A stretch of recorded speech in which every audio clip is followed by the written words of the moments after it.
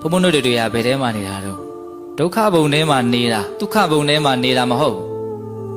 ဘူးဒုက္ခဘုံထဲနေတဲ့လူဟာဒုက္ခကိုတွေ့ကိုတွေ့မှာပဲအဲ့ဒါဒုက္ခမတွေ့ပါရစေနဲ့လို့ဆုမတောင်းနဲ့အဲ့ဒါဘယ်တော့မှမပြည့်ဘူးလို့မှတ်ထားလိုက်ပြည့်နိုင်တဲ့ဆုတောင်းမဟုတ်ဘူးဒါနဲ့ဘယ်လိုလုပ်ရမှာတော့ဆိုတော့တွေ့လာတဲ့ဒုက္ခကိုရင်ဆိုင်နိုင်ဖို့ပဲကြိုးစားရမှာ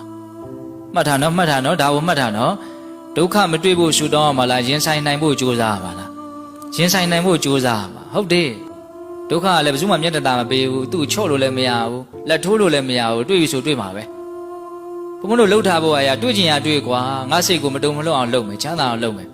ဒုက္ခတွေ့ဖို့ရမင်းတာဝန်တွေ့လာတဲ့ခါမှာမတုံမလှုပ်အောင်လုပ်ဖို့ကငါတာဝန်ဆိုတဲ့သဘောမျိုးစိတ်ဓာတ်ကိုခိုင်မာအောင်ရှိဖို့လိုတယ်ဒေသနာတော်ဒီဆိုတာအဲ့ဒါပဲဒုက္ခမတွေ့အောင်ဒုက္ခကိုရှောင်နေနီးပေးတာမဟုတ်ဘူးတွေ့နေတဲ့ဒုက္ခကိုရင်ဆိုင်နိုင်အောင်ဖြတ်သန်းနိုင်အောင်အစဉ်ပြေပြေကျော်လွှားသွားနိုင်အောင်ကြိုးစားတဲ့နည်းတွေကိုပေးတာဟုတ်လားအဲ့တော့ဘုံဘုံတို့ကအခုဟာဒီဘဝထဲမှာနေရင်းနဲ့အစဉ်ပြေဖို့ပြောနေတာအခုပြောနေတာကံစေဥဒုအာဟာရဆိုတဲ့အကြောင်းတရားတွေကိုကောင်းအောင်ပြင်နိုင်ရင်ချမ်းသာမှာပဲ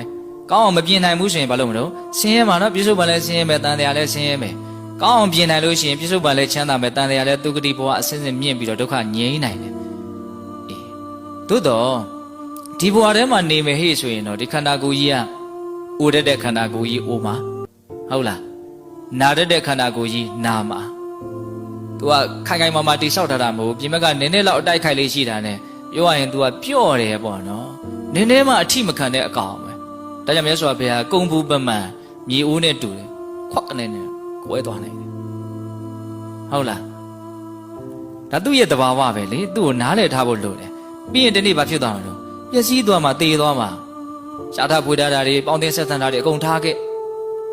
အရွယ်ရှိမရှိကြီးငယ်ငယ်မရွေဘူးအချိန်ကြရင်ဟောတာပဲအကြောင်းကုန်တဲ့ဒီနေ့ရက်ရတာပဲဘာမှမျက်နှာထောက်ထားတယ်ဆိုတာမရှိဘူးအဲ့တော့ပြောရင်တာကဒီထဲမှာနေနေတယ်ဘဝဖြစ်နေတယ်ဆိုလို့ရှိရင်ဘဝနဲ့ပတ်သက်တဲ့ဒုက္ခတွေကိုဘုံဘုံတို့တွေကရှောင်လို့မရဘူး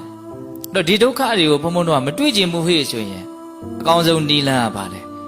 ဒီဒုက္ခတွေရဲ့တရားဖြစ်တဲ့တနည်းပြောရင်ဒုက္ခဖြစ်နေတဲ့ဒီဘဝကိုပဲမဖြစ်အောင်ချုပ်ငင်းအောင်လုပ်နိုင်ဖို့လိုတယ်အဲ့ဒီထိရောက်အောင်တွေးရမယ်သဘောပေါက်လား